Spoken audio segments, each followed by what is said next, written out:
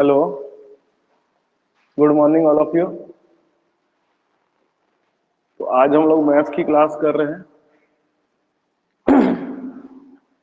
Determinant topic को cover up करेंगे आज। डिटर्मिनेंट टॉपिक को आज हम लोग को कवर करना है, ठीक है। तो सभी लोग जानते हैं कि मैट्रिक्स क्या होता है, ठीक है। मैट्रिक्स टॉपिक सिलेबस में नहीं है, लेकिन थोड़ा सा मैट्रिक्स को भी हम लोग को समझने की जरूरत है, ठीक है।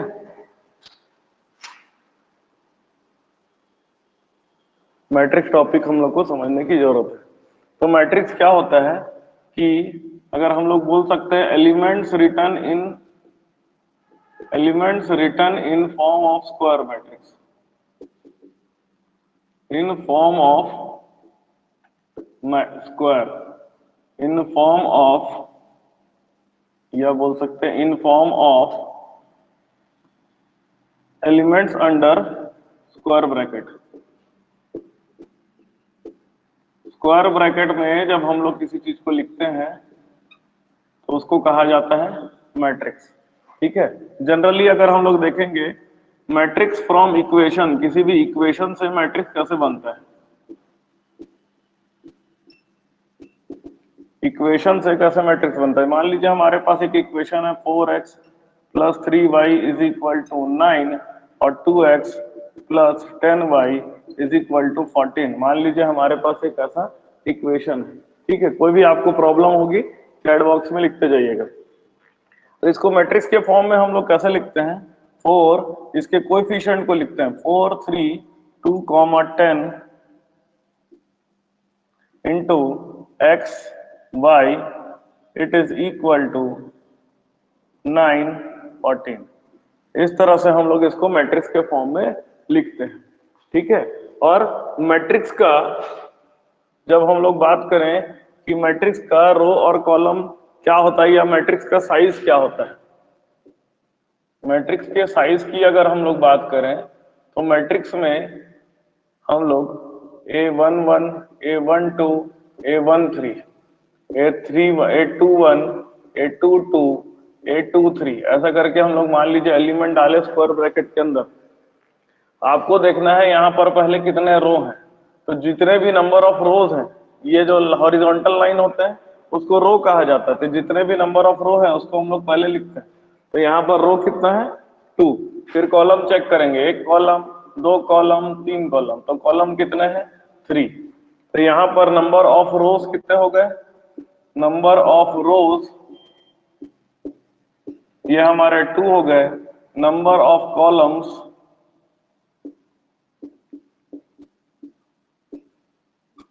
ये हमारे 3 हो गए।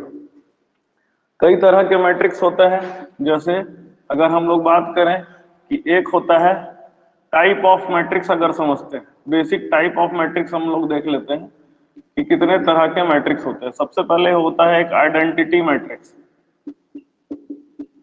आइडेंटिटी मैट्रिक्स, आइडेंटिटी मैट्रिक्स का क्या होता है कि डायगोनल एलिमेंट्स जो होते हैं, एलिमेंट्स इज इक्वल टू 1, जो डायगोनल में होंगे वो एलिमेंट 1 होंगे, और नॉन डायगोनल एलिमेंट्स कितने होंगे, नॉन डायगोनल एलिमेंट्स की वैल्यू क्या हो जाएगी, 0 हो जाएगी, ठीक है। आइडेंटिटी मैट्रिक्स तो ये हो जाएगा हमारा, जैसे अगर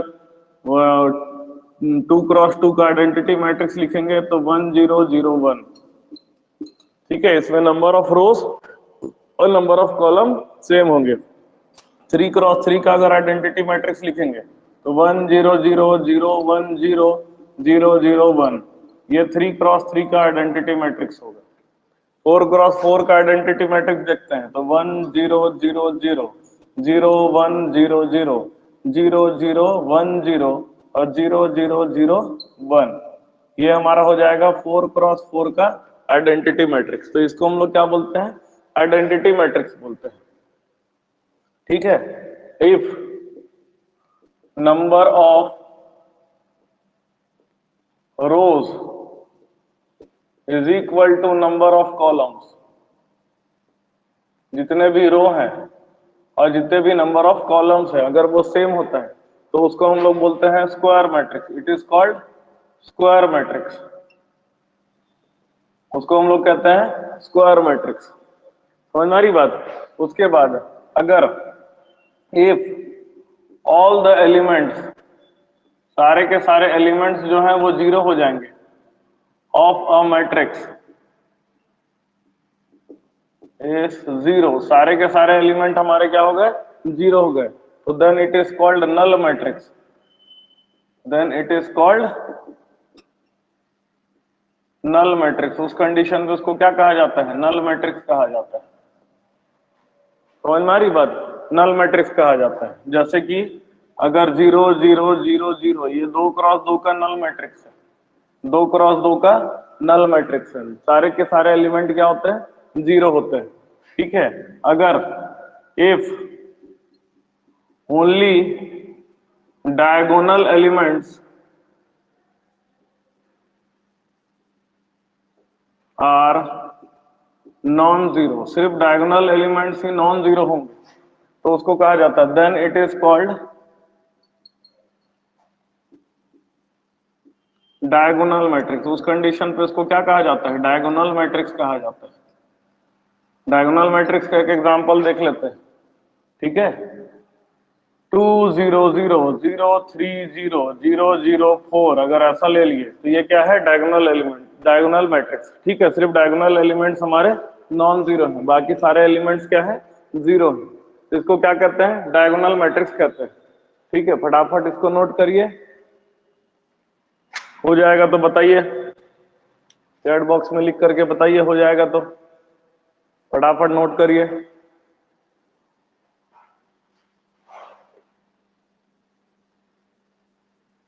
बेसिक पता होना चाहिए मैट्रिक्स का, फिर हम लोग डिटरमिनेंट में आएंगे।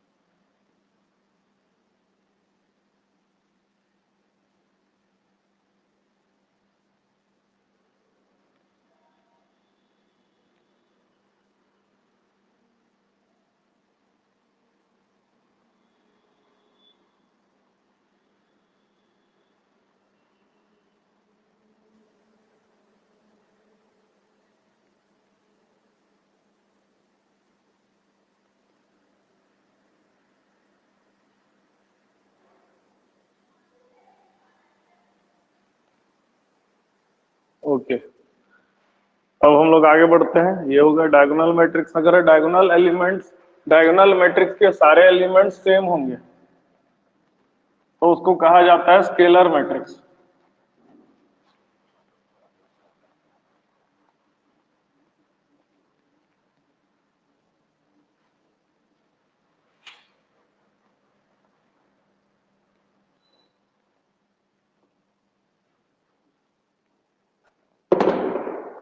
If all the elements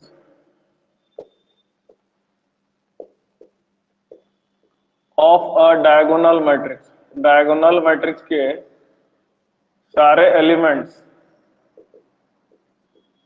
are same, then it is called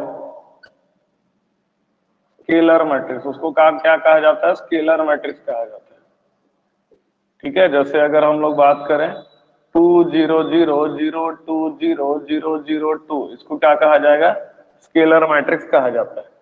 ठीक है, इसको कहा जाता है स्केलर मैट्रिक्स। ठीक है, अब अगला होता है अपर ट्रायंगुलर मैट्रिक्स।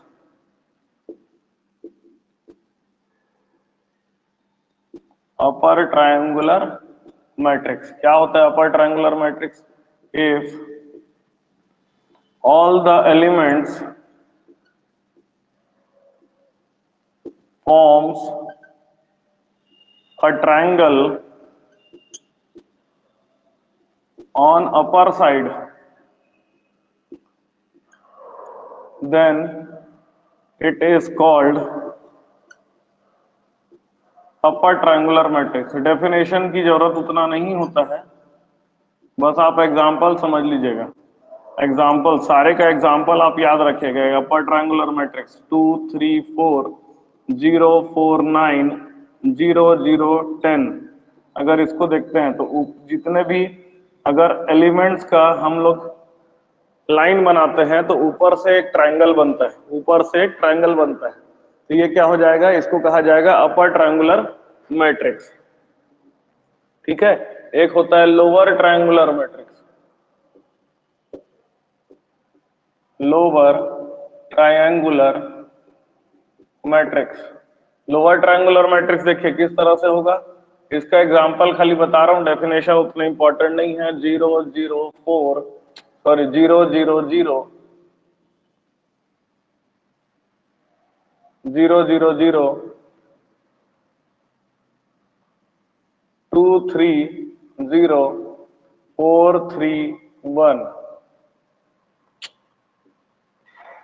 2 3 ऐसा करके। ठीक है। तो अगर आप एलिमेंट्स को जोड़ेंगे तो नीचे साइड में ट्रायंगल बनेगा। इसको क्या कहा जाता है, लोअर ट्रायंगुलर मैट्रिक्स। तो ये अपर ट्रायंगुलर मैट्रिक्स और लोअर ट्रायंगुलर मैट्रिक्स डिटरमिनेंट को समझने में बहुत इंपॉर्टेंट होता है, इसलिए इसको याद रखिएगा। क्योंकि हम लोग क्या करेंगे, जब हम लोग डिटरमिनेंट देखेंगे तो डिटरमिनेंट निकालने का शॉर्टकट तरीका क्या होता है कि हम लोग किसी भी मैट्रिक्स को अपर ट्रायंगुलर या लोअर ट्रायंगुलर बना दे तो डिटरमिनेंट आसानी से निकल जाता है।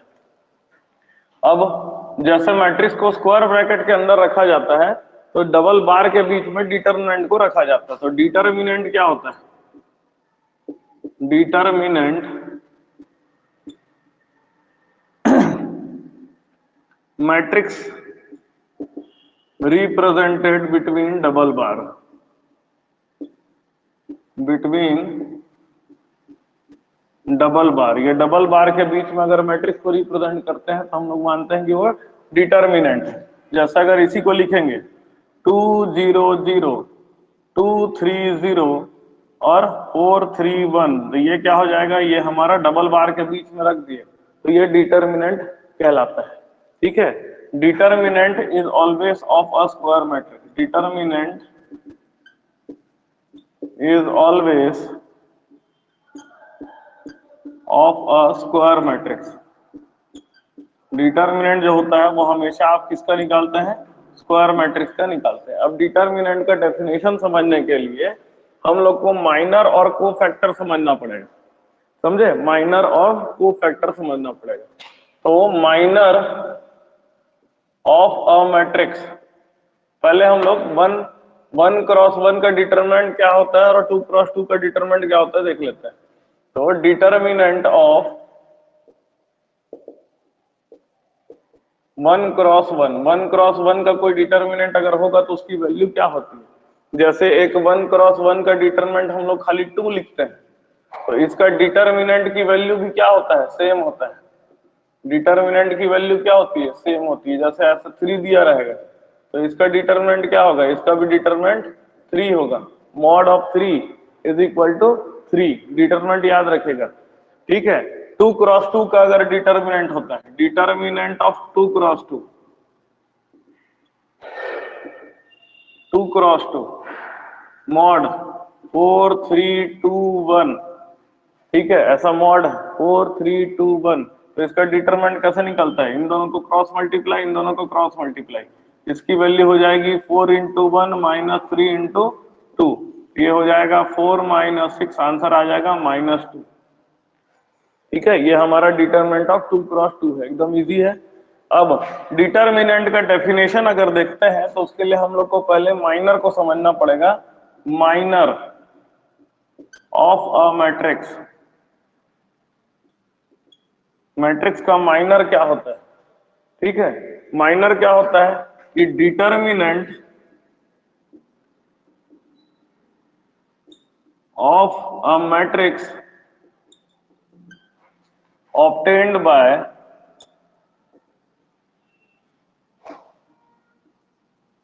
nth row and mth column. समझे, minor of a matrix at m row and nth row and mth column, nth row and mth column. समझे? कोई पर्टिकुलर पोजीशन का हम लोग को माइनर पूछता है, ठीक है? तो देखिए कैसे होगा, जैसे मान लीजिए आपके पास एक मैट्रिक्स है 2 3 4 6 7 9 -1 4 3, ऐसा करके आपको मैट्रिक्स दिया हुआ है, ठीक है? अब आपको बोलेगा minor of second row third column, second row और थर्ड कॉलम का माइनर क्या होगा? समझिएगा बात को, सेकेंड रो और थर्ड कॉलम का माइनर क्या होगा? तो क्या करना है आपको, सेकेंड रो को हटा देना है, ये सेकेंड रो को हम हटा दिए और थर्ड कॉलम को भी आपको हटा देना है। सेकेंड रो और थर्ड कॉलम को आपको क्या कर देना है, उसके एलिमेंट को हटा देना है। उसके बाद जो मैट्रिक्स बनेगा उसका डिटरमिनेंट निकाल लीजिए, 2 3 -1 4, इसका डिटरमिनेंट आ जाएगा 2 3 -1 4, इसका डिटरमिनेंट निकाल देंगे, इसकी वैल्यू हो जाएगी 2 × 4, बीच में लगता है माइनस, -1 × 3, इसकी वैल्यू हो जाएगी 2 4 जा 8 +3, आंसर आ जाएगा 11। ये होता है हमारा माइनर, ठीक है? नोट करिए फटाफट।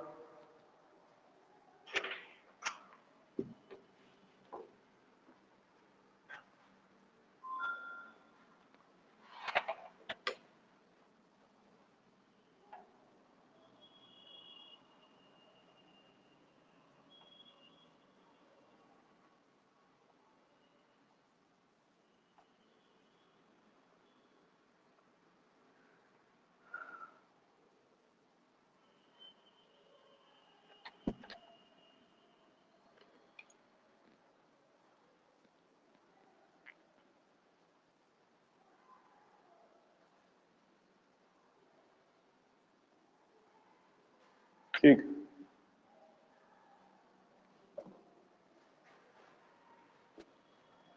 तो माइनर ये हो गया।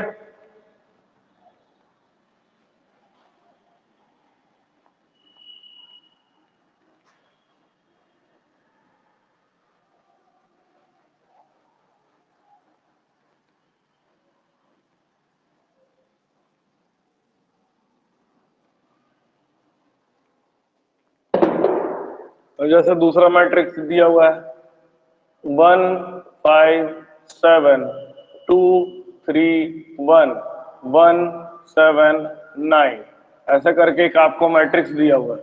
अगर आपको पूछेगा minor of third row and first column,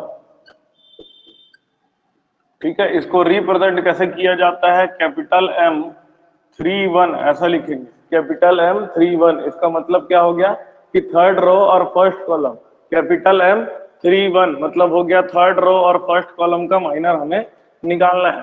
तो क्या करेंगे, थर्ड रो को काट दिए, फर्स्ट कॉलम को काट दिए, जो मैट्रिक्स बनेगा उसका डिटरमिनेंट निकालना है। 5 7 3 1, ये एक मैट्रिक्स बन गया, इसका डिटरमिनेंट निकालना है। इसका डिटरमिनेंट हो जाएगा 5 × 1 -7 × 3, इसका आंसर आ जाएगा 5 - 21, इसका आंसर आ जाएगा -16। ये हो गया हमारा माइनर, ठीक। इसके बाद हमारा आता है कोफैक्टर। कोफैक्टर, कोफैक्टर क्या होता है, कोफैक्टर होता है इट इज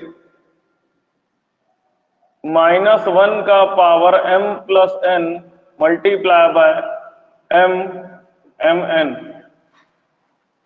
समझे? m मतलब -1 का पावर m + n से अगर हम लोग मल्टीप्लाई कर देते हैं माइनर को तो हमें मिल जाता है कोफैक्टर, ठीक है। ये दोनों टर्म बहुत ज्यादा जरूरी है क्योंकि इससे रिलेटेड भी आपको हो सकता है इस बार क्वेश्चन पूछ दे, ठीक है।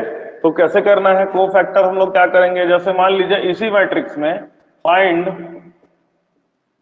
The cofactor of third row and first column पूछा होता, find the cofactor of third row and first column पूछा होता तो हम क्या करते हैं, -1 का पावर थर्ड रो मतलब 3 और फर्स्ट कॉलम मतलब 1, -1 का पावर 3 + 1 कर देते हैं। उसके बाद M31 की वैल्यू हम लोग ने ऑलरेडी निकाला है, -1 का पावर 4, M31 की वैल्यू हमने निकाला है -16, तो ये हो जाएगा 1 × -16, इसकी वैल्यू कितना आ जाएगा -16। समझ में आ रही बात? ये आपका क्या हो गया, ये आपका हो गया कोफैक्टर। ठीक है, अब हम लोग डिटर्मिनेंट का प्रॉपर डेफिनेशन कर सकते हैं। ठीक है, डिटर्मिनेंट का प्रॉपर डेफिनेशन करने के लिए हम लोग देखते हैं कि डिटर्मिनेंट क्या होता है। Determinant is the sum of elements into cofactor for a particular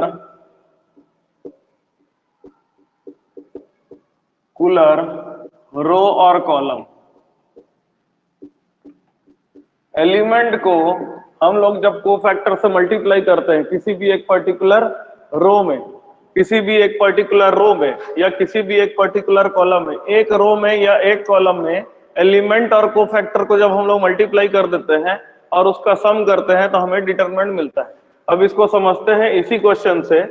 ठीक है, जैसे मान लीजिए हमको एक मैट्रिक्स दिया हुआ है 1 5, मतलब मुझे डिटरमिनेंट निकालना है, तो हमारा है 1 5 7 2 3 1 1 7 9।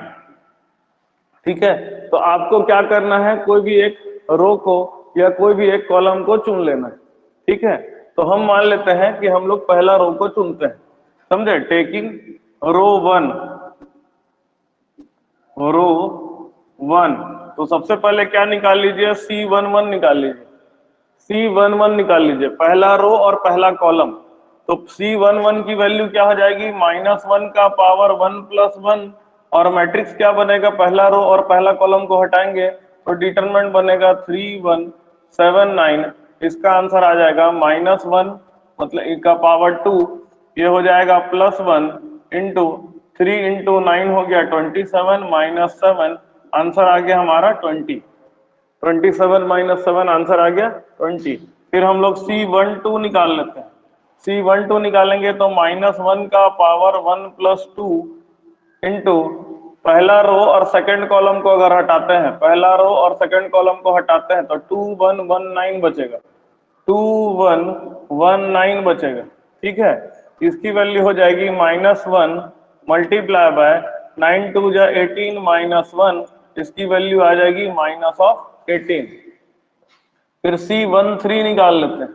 C13 निकालेंगे तो -1 का पावर 1 + 3, और पहला रो और थर्ड कॉलम को अगर हटाते हैं आप, पहला रो थर्ड कॉलम को हटाते हैं तो जो डिटरमिनेंट बचेगा वो बचेगा 2317, 2317।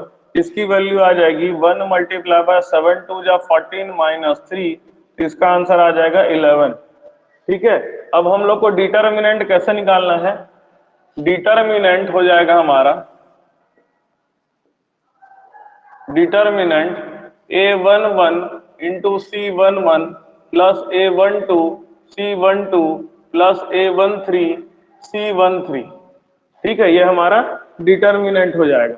A11 कितना है 1, और उसका C11 कितना आया था 20, प्लस A12 कितना है 5, और C12 कितना आया था -18, प्लस A13 कितना है 7, है ना, और C13 कितना आया था 11। इनको ऐड कर देते हैं, 20 -18 5 जा 90, 11 7 जा 77, 77 + 20 हो जाएगा 97 -90 इज इक्वल टू कितना आ जाएगा 7, इज इक्वल टू कितना आ जाएगा 7।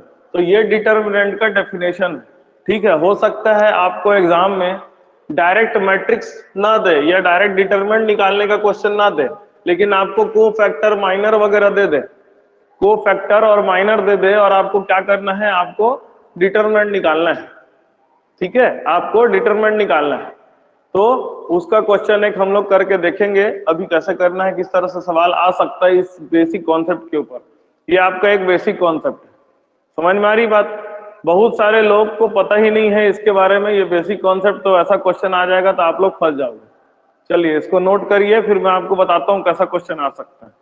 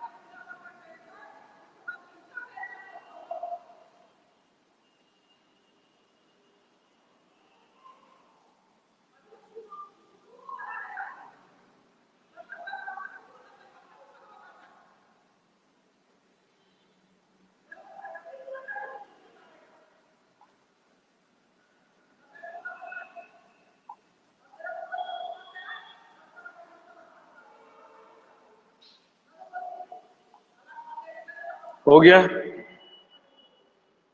चलिए अब एक क्वेश्चन करते हैं। इस क्वेश्चन जितना आप लोगों को अभी तक समझ में आया है उसके हिसाब से बनाने का कोशिश करिएगा, ठीक है। माइनर और कोफैक्टर से रिलेटेड जितने आपको अभी तक कॉन्सेप्ट समझ में आए हैं उसका दिमाग लगा के आप लोग बनाने की कोशिश करिएगा।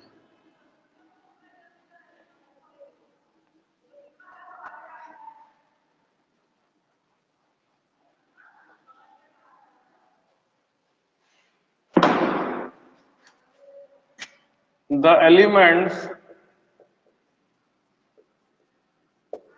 in a certain matrix in second row are 2, 3, 5 and their corresponding minors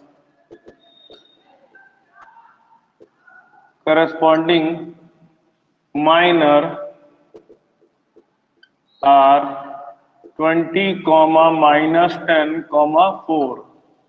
Find out the determinant of a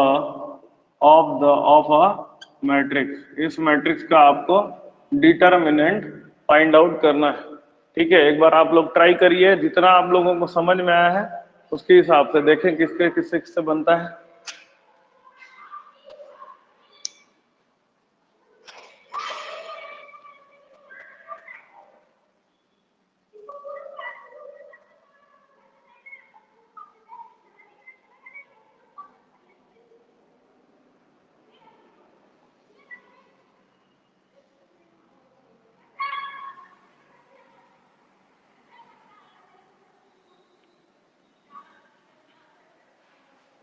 ठीक है, क्वेश्चन समझ में आया? क्वेश्चन समझा देता हूं। एक मैट्रिक्स है, इस मैट्रिक्स का बाकी एलिमेंट हमें नहीं पता है, ठीक है। हमें क्या पता है, खाली सेकेंड रो में क्या है, 2 है, 3 है और 5, ठीक है।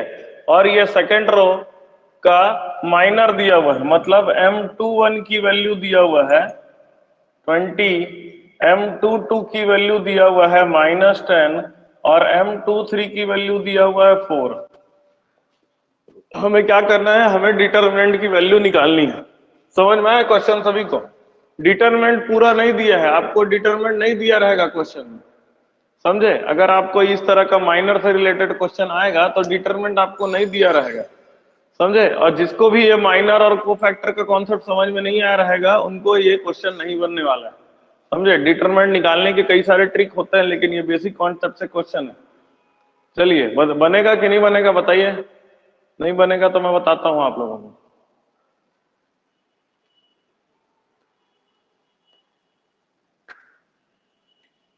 -54, चलिए चेक करते हैं। देखिए डिटरमिनेंट क्या होता है, कोफैक्टर मल्टीप्लाई बाय माइनर होता है, ठीक है। तो C21 की वैल्यू कितना आएगा, -1 का पावर 3 इंटू 20। C22 की वैल्यू कितना आएगा, -1 का पावर 4 इंटू -10। और C23 की वैल्यू कितना आ जाएगा, -1 का पावर 5 मल्टीप्लाई बाय 4।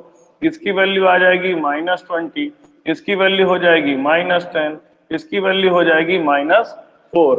अब हमको क्या निकालना है, अब हमको डिटरमिनेंट निकालना है। डिटरमिनेंट क्या हो जाएगा, डिटरमिनेंट होगा, देखो एलिमेंट मल्टीप्लाई बाय कोफैक्टर करते हैं, एलिमेंट कितना है 2, उसका C21 की वैल्यू कितना है -20, प्लस एलिमेंट कितना है 3 और C22 की वैल्यू कितना है -10, प्लस एलिमेंट कितना है 5, ठीक, और C23 की वैल्यू कितना है -4। ये हो जाएगा -40 -30 और -20, तो ये हो जाएगा -90 आंसर आ जाएगा इसका। समझ में आ रही बात सभी को, ठीक है। गलती कहाँ है समझ लीजिए उसको, गलती क्या है। याद रखिएगा कि यहाँ पर एलिमेंट मल्टीप्लाई बाय माइनर नहीं होता, एलिमेंट मल्टीप्लाई बाय कोफैक्टर होता है, इसलिए आपको कोफैक्टर से मल्टीप्लाई करना। समझ में आ रही बात सभी को, कोई डाउट है इसमें किसी को भी बताइए, किसी को भी कोई डाउट है इससे रिलेटेड। चलिए आगे बढ़ते हैं। मान लीजिए दूसरा क्वेश्चन, एक और क्वेश्चन करते हैं, इसी से सेम टू सेम इस तरह से क्वेश्चन करते हैं, ठीक है। आपको क्वेश्चन अच्छे से पढ़ना पड़ेगा, ठीक है, कि क्या दिया हुआ है। क्वेश्चन दिया हुआ है, the element of the third column of a matrix are 4, 3, -1 and their corresponding cofactors are -1, 1, -1. Find the determinant कितना होगा, चलिए बताइए।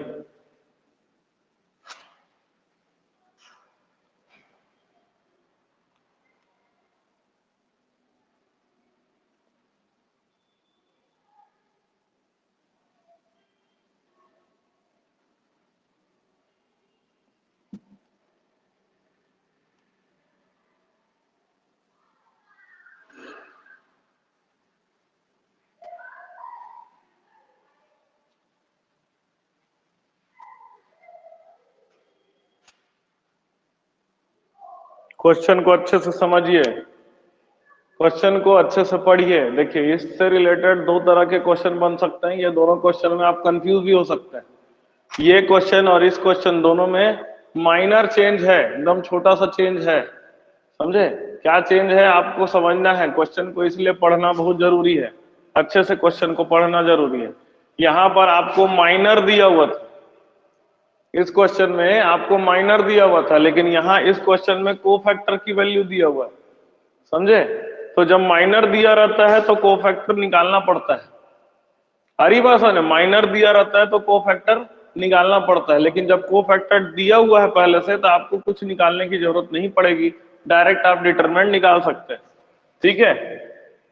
तो देखिए क्वेश्चन समझिए, क्वेश्चन में आपको थर्ड कॉलम का वैल्यू दिया हुआ है, थर्ड कॉलम में 4 है, 3 है और -1, ठीक है, और उसके करस्पॉन्डिंग आपको कोफैक्टर भी दिया हुआ है। तो डिटरमिनेंट कैसे निकलेगा? डायरेक्ट क्या होगा? Element multiply by cofactor. Determinant कैसे निकलेगा? 4 इंटू -1, 4 का कोफैक्टर क्या है?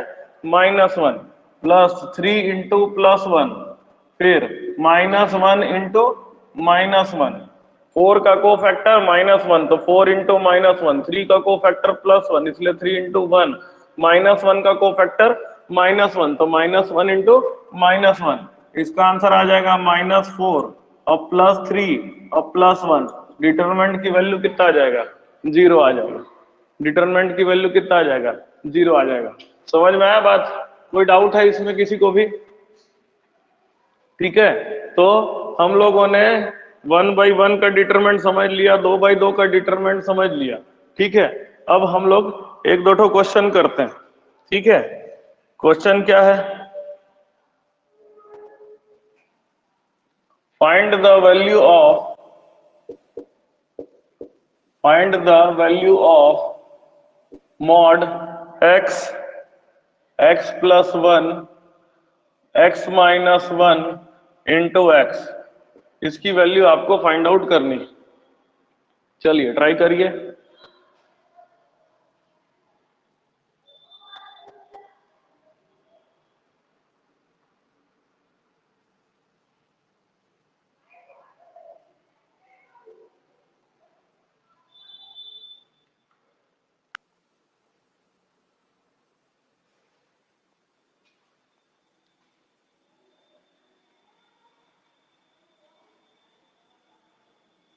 डायरेक्ट बनाना है, क्रॉस मल्टीप्लाई करेंगे, इन दोनों को मल्टीप्लाई किए, इन दोनों को मल्टीप्लाई किए, x को मल्टीप्लाई करना है x से, बीच में लगाना है माइनस, x प्लस 1 को मल्टीप्लाई करना है x माइनस 1 से, x इंटू एक्स हो जाएगा x square, x plus 1 into x minus 1, x square -1 के बराबर हो जाएगा। ब्रैकेट को ओपन करेंगे, x square minus x square plus 1, ये दोनों हो जाएगा कैंसल, इसका आंसर आ जाएगा 1। समझ में? इसका आंसर आ जाएगा 1। अगला क्वेश्चन, फाइंड द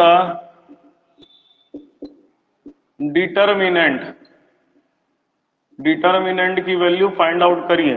ठीक है, इसको लिखते हैं डेल्टा इज इक्वल टू 1 2 4 -1 3 0 और 4 1 0। इसका डिटरमिनेंट की वैल्यू हमें निकालना है। ठीक है, कैसे निकालेंगे? देखिए वही बताया हूं मैं, 1 मल्टीप्लाई बाय कोफैक्टर, समझे? Element multiply by cofactor. अब आप देखिए यहां पर दिमाग लगाइए, समझे? आप कोई भी रो को और कोई भी कॉलम को ले सकते हो। ठीक है, कोई भी रो को और कोई भी कॉलम को आप ले सकते हो। ठीक है, इसको बनाने का और मतलब जो क्वेश्चन को थोड़ा सा सिंप्लीफाई करने के भी तरीके होते हैं जो मैं आपको बताऊंगा। फिलहाल आपको डिटरमिनेंट निकालना है। कोई भी एक रो या कोई भी एक कॉलम को ले सकते हो। तो देखो एक कॉलम को अगर हम लोग लेते हैं तो ये वाला जो थर्ड कॉलम को अगर लेंगे तो इसका एक ही एलिमेंट नॉन जीरो है, बाकी सब जीरो है। तो हमको एक ही चीज को सॉल्व करने की जरूरत पड़ेगी। तो डिटरमिनेंट के लिए क्या करते हैं? डिटरमिनेंट के लिए 4 मल्टीप्लाई बाय उसका ये थर्ड रो और फर्स्ट कॉलम है, 4 मल्टीप्लाई बाय C31 लिख सकता हूं, थर्ड रो और फर्स्ट कॉलम है। समझ में आ रही? 4 मल्टीप्लाई बाय C31 कर दूंगा तो मेरा काम हो जाएगा। तो क्या करेंगे? 4 मल्टीप्लाई बाय C31 की वैल्यू -1 का पावर 4, इसको हटाए और इसको हटाए, समझे? इसको हटाए और इसको हटाए तो क्या बचा? -1 3 4 1। इसको सॉल्व कर दिए तो 4 इंटू 1 इंटू -1 और -12, तो इसका आंसर आ जाएगा 4 इंटू 1 इंटू -13, आंसर आ जाएगा -52। समझ में आ रही बात सभी को? -52 एकदम इजीली बन जाएगा। ठीक है, जितना क्वेश्चन कर सकते हैं प्रैक्टिस करिए और क्लास 12th और क्लास 11th के एनसीईआरटी बुक के क्वेश्चन को कम से कम सॉल्व कर लीजिए। समझे? क्लास 11th और 12th के सिलेबस से मिलकर के आपका सिलेबस बनाया गया। तो एनसीईआरटी बुक अवेलेबल है इंटरनेट में, क्लास 11th और क्लास 12th का हर टॉपिक जो दिया है उस टॉपिक के क्वेश्चंस को बना लीजिए, आपका आराम से मैथ्स वाला पोर्शन कवर अप हो जाएगा।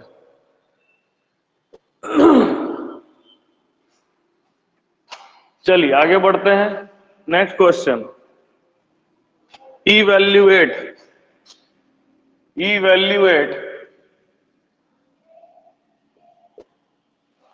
Delta is equal to 0 sine alpha minus cos alpha minus sine alpha 0 sine beta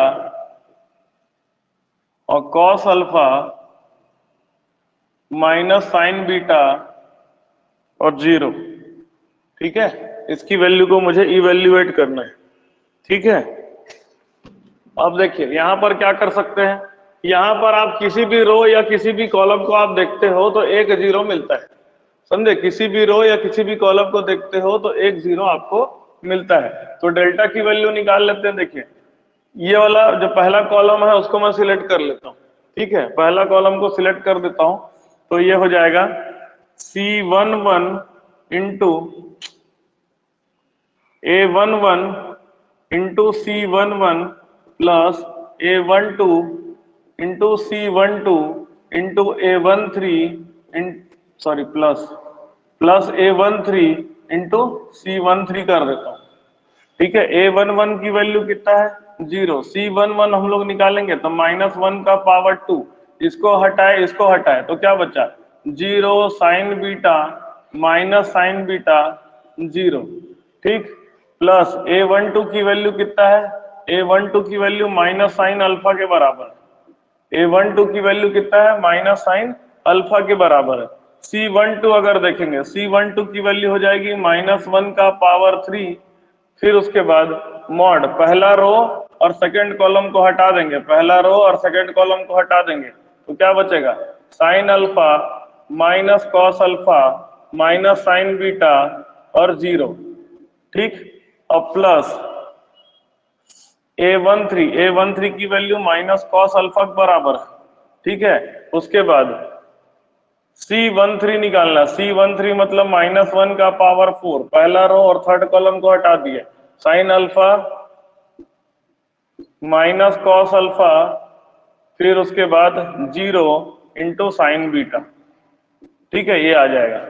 ठीक है, इसको सॉल्व करेंगे, पहला वाला टर्म तो क्या आएगा 0 आएगा, sine alpha into -1 sine alpha into -1, इसको सॉल्व करोगे तो इन दोनों का मल्टीप्लाई 0 हो जाएगा, साइन बीटा कॉस अल्फा आ जाएगा, ये हो जाएगा minus sine beta cos alpha plus ये हो जाएगा minus cos alpha into +1 minus cos alpha into +1। ठीक है, इसको सॉल्व करोगे तो साइन अल्फा साइन बीटा आ जाएगा, साइन अल्फा साइन बीटा आ जाएगा। ठीक है, बाकी 0 है। ठीक है, तो इसको सॉल्व करेंगे तो ये हो जाएगा sine alpha sign beta cos alpha. ठीक, और प्लस इन दोनों को सॉल्व करेंगे तो ये हो जाएगा minus sine alpha cos alpha और साइन बीटा। ठीक है, दोनों सेम वैल्यू है, दोनों को कैंसल आउट कर दिया तो आंसर कितना आ गया 0 आ गया। ठीक है, इसका आंसर कितना आ जाएगा 0 आ जाएगा। तो आप बेसिक कॉन्सेप्ट को पकड़ करके सारे डिटरमिनेंट की वैल्यू को सॉल्व करिएगा। ठीक है, अब देखिए एक और कंफ्यूजन क्रिएट होता है इस तरह के क्वेश्चन में कि find the value of x, find the value of x for which 3x x1 it is equal to 3241। ये एक क्वेश्चन दिया हुआ है आपको। ठीक है, अब यहां पर ज्यादातर गलतियां कहां होती हैं, गलतियों को समझिएगा। अगर ये यहां पर डिटरमिनेंट दिया हुआ है, ठीक है, तो डिटरमिनेंट दिया हुआ है, कई लोग इसको सोच लेंगे मैट्रिक्स, अगर इफ क्वेश्चन वॉज अगर क्वेश्चन मैट्रिक्स के फॉर्म में दिया होता 3x x1 is equal to 3 2 4 1, तो x की वैल्यू कितना आ जाता है यहाँ पर? x की वैल्यू यहाँ पर मान लो, यहाँ पर x ना लेकर के y ले लो, समझे? तो यहाँ पर x की वैल्यू कितना हो जाएगा 2 और y की वैल्यू कितना हो जाएगा 4।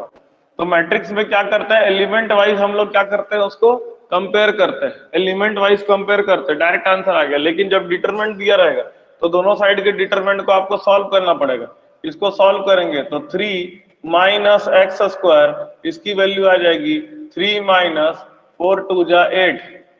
तो यहां पर आपको रिलेशन मिल जाएगा x square is equal to 8। X की वैल्यू कितना आ जाएगा, प्लस माइनस 2√2 के बराबर आ जाएगा, समझे? तो डिटरमिनेंट में आपको सॉल्व करके फिर कम इक्वेट करना है और मैट्रिक्स में आपको डायरेक्ट इक्वेट करना है, समझे? तो यहां पर ये गलती नहीं होनी चाहिए, डिटरमिनेंट का सॉल्व करके इक्वेट करना है और मैट्रिक्स में इसको डायरेक्टली इक्वेट कर देना है। समझ में आ रही बात? कोई प्रॉब्लम इसमें किसी को भी?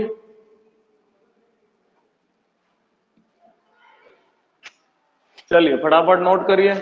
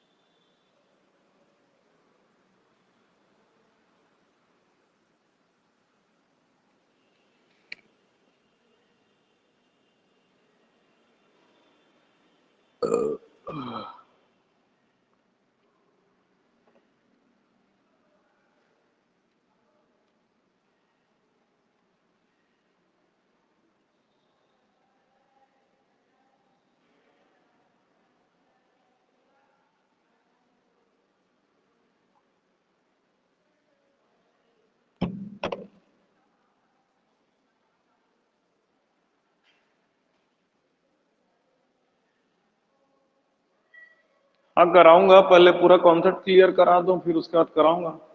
पुराने सारे क्वेश्चन कवर अप कराएंगे, चिंता मत करिए उसको, लेकिन जितने कॉन्सेप्ट रिक्वायर्ड हैं उसके लिए, उसको कराने के बाद सारे क्वेश्चन हम लोग करेंगे। 2016 में 2 क्वेश्चन आए थे, मेरे पास क्वेश्चन पेपर है, लेकिन इसको कवर अप कराने के बाद, ठीक है?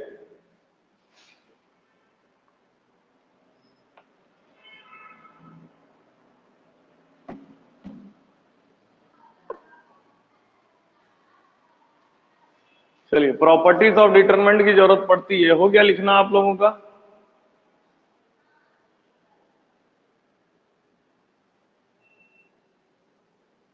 चलिए ठीक है, अब हम लोग प्रॉपर्टीज ऑफ डिटरमिनेंट को समझेंगे। प्रॉपर्टीज ऑफ डिटरमिनेंट बहुत इंपॉर्टेंट है, क्योंकि ये प्रॉपर्टीज ऑफ डिटरमिनेंट बहुत काम आते हैं क्वेश्चंस को करने के लिए। हो सकता है आप लोगों से खुद बन जाए प्रॉपर्टीज ऑफ डिटरमिनेंट को करने के बाद, ठीक है? और रो कॉलम ट्रांसफॉर्मेशन वगैरह सीखने के बाद, ठीक है? तो सबसे पहले प्रॉपर्टीज ऑफ डिटरमिनेंट अब हम लोग आते हैं।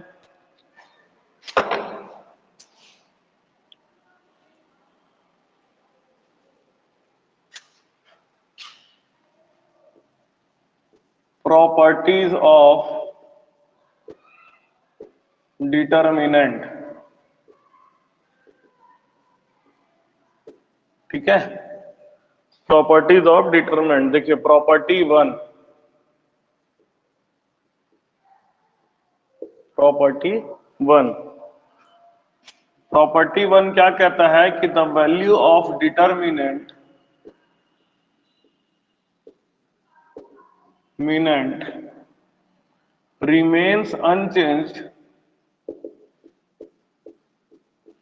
remains unchanged if its row and column, if its rows and columns are interchanged। रोज और कॉलम को अगर आप इंटरचेंज कर देते हैं तो प्रॉपर्टीज ऑफ डिटरमिनेंट, मतलब जो डिटरमिनेंट की वैल्यू है वो चेंज नहीं होती है। समझते हैं इसको, बात को। एक कोई भी मैट्रिक्स है 2 3 4 1, ठीक है, इसका अगर हम लोग डिटरमिनेंट निकालते हैं तो कितना आ जाएगा? 2 इंटू 1 माइनस 3 4 जा 12, आंसर आ जाएगा -10। अब क्या करते हैं, रो को कॉलम और कॉलम को रो बना देते हैं। तो रो है 2 3, तो इसको कॉलम में लिख देते हैं 2 3। फिर अगला रो है 4 1, तो इसको कॉलम में लिख देते हैं 4 1। अब इसका डिटरमिनेंट निकालेंगे तो फिर से आपको क्या आ जाएगा? 2 - 12, आंसर कितना आ गया? 10। मतलब रो को कॉलम और कॉलम को रो बना देंगे तो डिटरमिनेंट चेंज नहीं होगा, ठीक है। अब जैसे 3/3 का मैट्रिक्स लेकर के भी देख लेते हैं।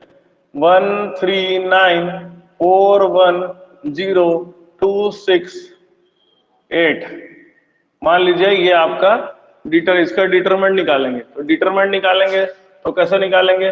देखिए इस कॉलम को लेकर के चलता हूं मैं, तो ये बन जाएगा आपका 9, या इसी को डायरेक्ट लेकर के 9 लेकर के चलते हैं। चलिए 9 इंटू ये तीसरा रो और पहला रो और तीसरा कॉलम, तो -1 का पावर 4, इसको हटाए इसको हटाए, ठीक है।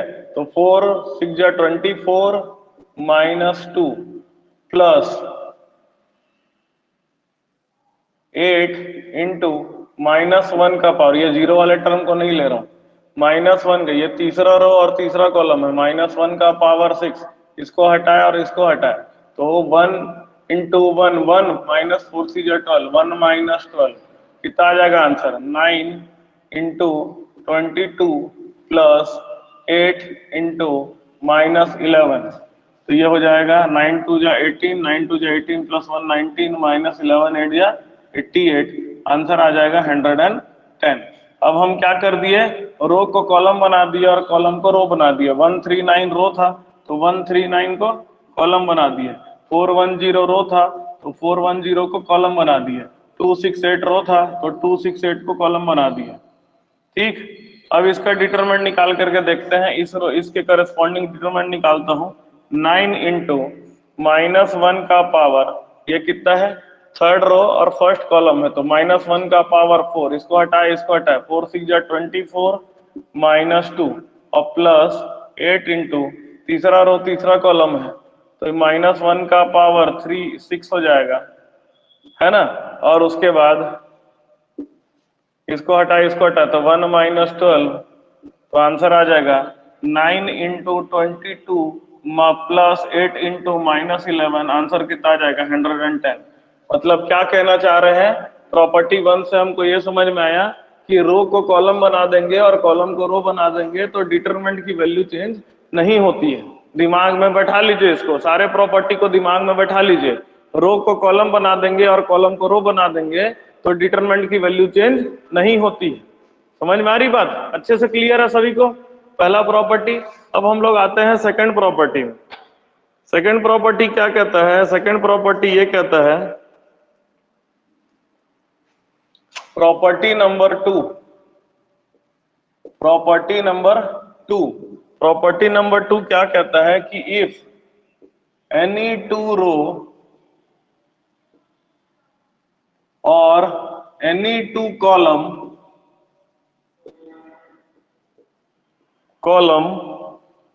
of a determinant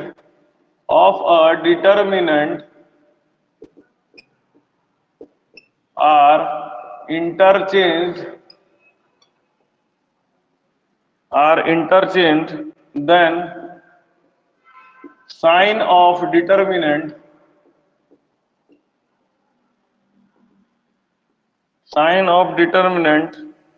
changes. Determinant का जो साइन है वो चेंज हो जाता है। ठीक है, ये 2x2 मैट्रिक्स में हम लोग करके देखते हैं। जैसे एक 2x2 का मैट्रिक्स है 2 3 4 1। ठीक है, इसका डिटरमिनेंट की वैल्यू निकालेंगे तो 2 1 जा 2 -4 3 जा 12, आंसर आ जाएगा -10। अब खाली क्या कर दिए, किसी भी दो रो को इंटरचेंज कर दिए, मतलब 4 1 2 3 कर दिए, इंटरचेंज कर दिए। ठीक है, अब इसका डिटरमिनेंट निकाल के देखेंगे तो 4 3 जा 12 -2, कितना आंसर आ गया 10। मतलब डिटरमिनेंट का जो साइन है वो क्या हो गया, डिटरमिनेंट का जो साइन है वो चेंज हो गया। समझ में आ रही बात, डिटरमिनेंट का साइन चेंज हो गया। ठीक है, एक 3x3 मैट्रिक्स को भी करके देख सकते हैं हम लोग। ठीक है, 3x3 मैट्रिक्स को भी करके देखेंगे तो आपको यही मिलेगा कि डिटरमिनेंट का साइन चेंज हो जाता है। लेकिन अगर दो चेंजेस हो रहे हैं, जैसे अगर मैं एक एग्जांपल 3x3 का लेकर के दिखाता हूं आपको।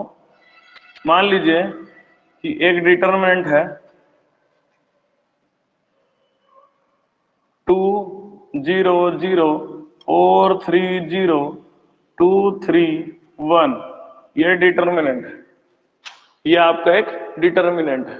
ठीक है, अब आपका इसको सॉल्व करेंगे। देखिए, अपर ट्रायंगुलर या लोअर ट्रायंगुलर मैट्रिक्स का डिटरमिनेंट निकालना बहुत आसान है। इसके जो डायगोनल एलिमेंट है इसको मल्टीप्लाई कर दीजिए, एकदम आसान हो जाता है। डायगोनल एलिमेंट को मल्टीप्लाई कर 2 × 3 × 1, 2 3 जा 6, आंसर आ जाएगा 6। इसका डिटरमिनेंट की वैल्यू कितना हो जाएगा 6।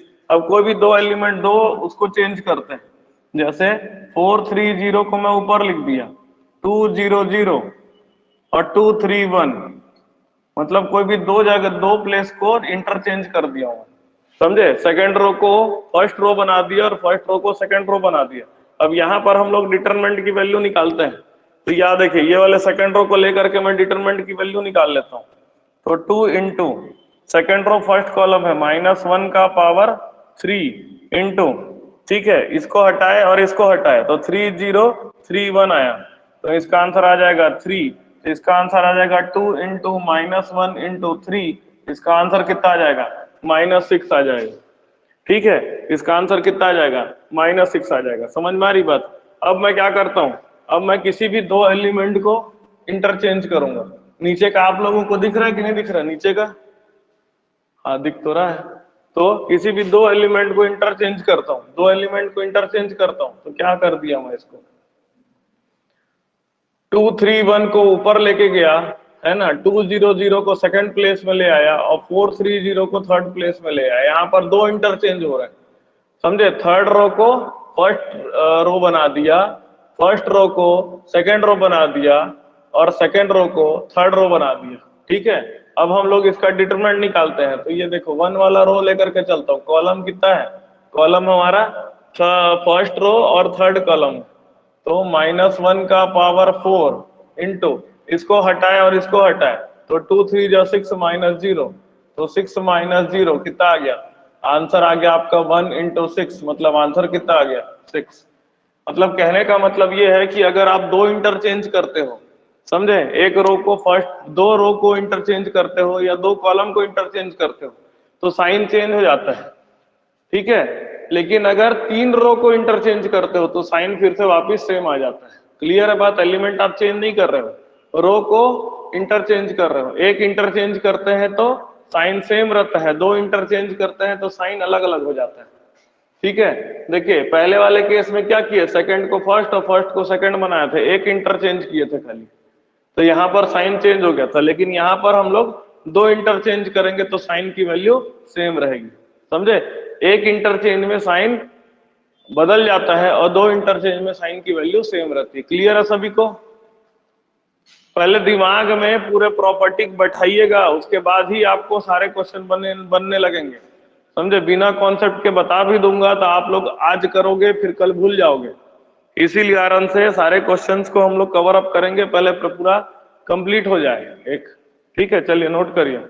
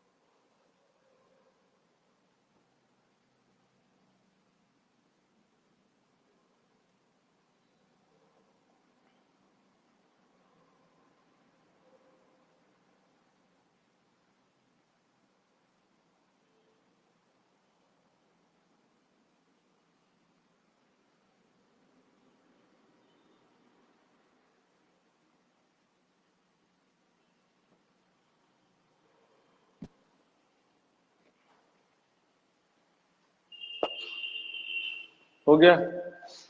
चलिए आगे बढ़ते हैं, हम लोग प्रॉपर्टी नंबर 3 पे आते हैं।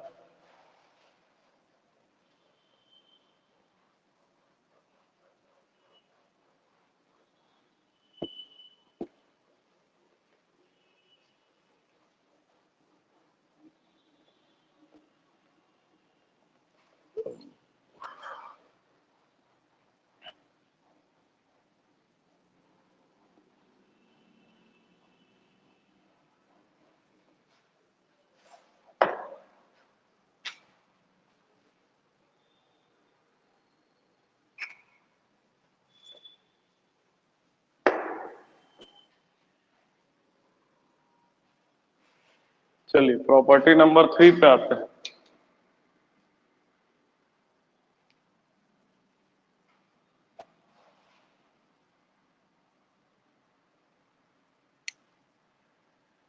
प्रॉपर्टी नंबर 3 ये क्या कहता है कि इफ एनी टू रोज और column of a determinant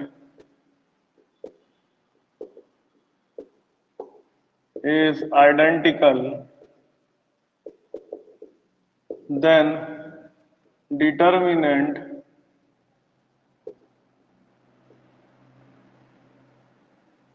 is zero. उस कंडीशन पे डिटरमिनेंट की वैल्यू क्या होती है?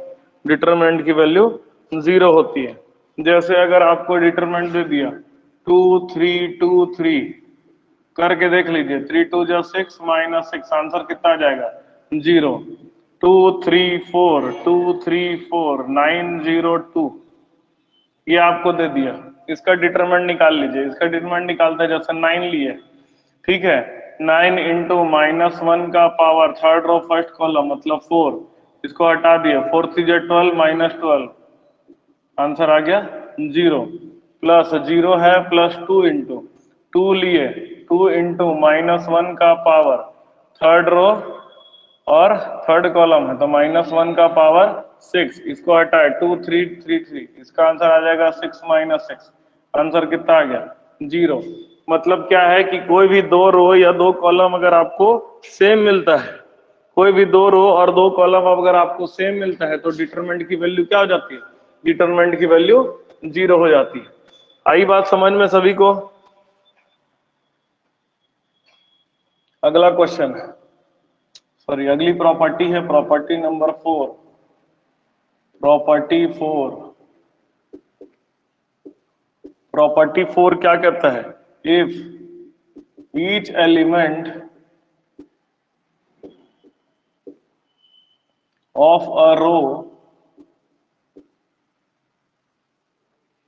of a determinant of a row और कॉलम, रो या कॉलम से अगर हर element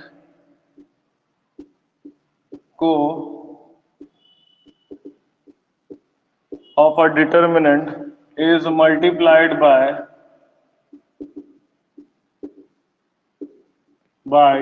a constant k, then its value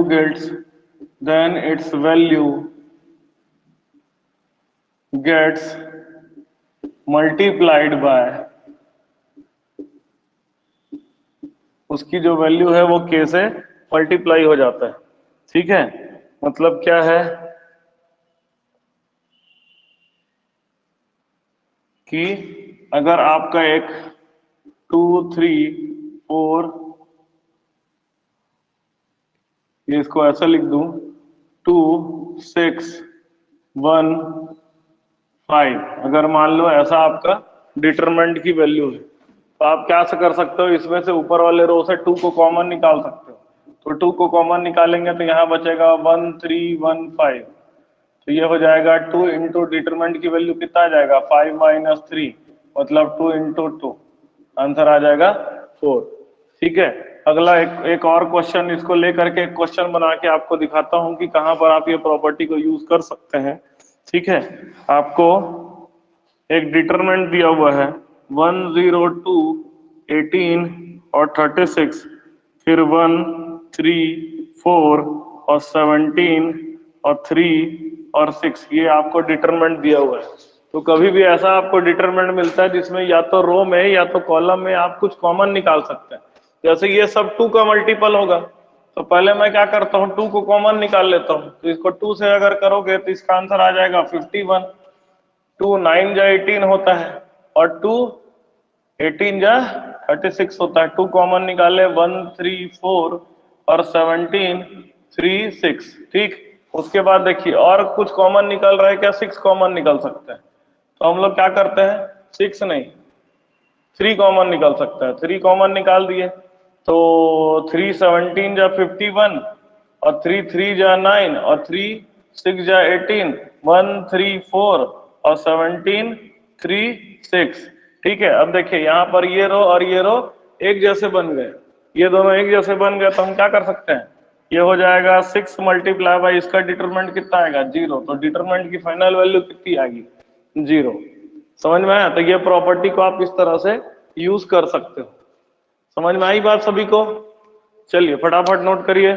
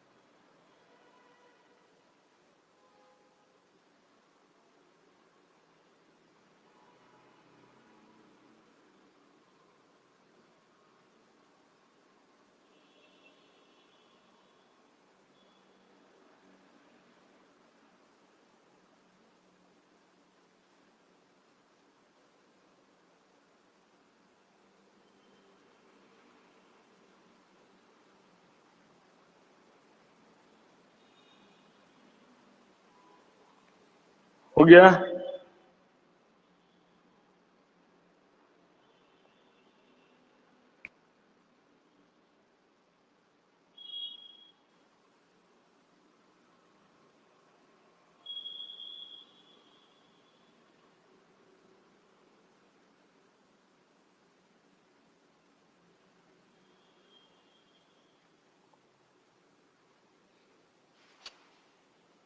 चलिए ठीक है, अगला क्वेश्चन मतलब अगला प्रॉपर्टी में आते हैं।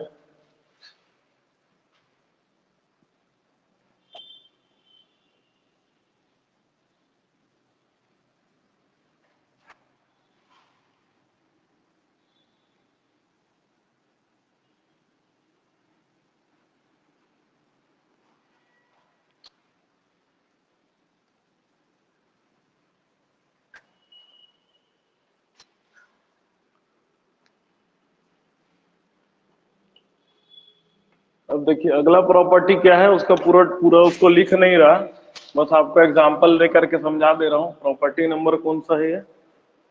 Property number 5। प्रॉपर्टी 5, ठीक है। प्रॉपर्टी 5 क्या है कि अगर कोई भी रो या column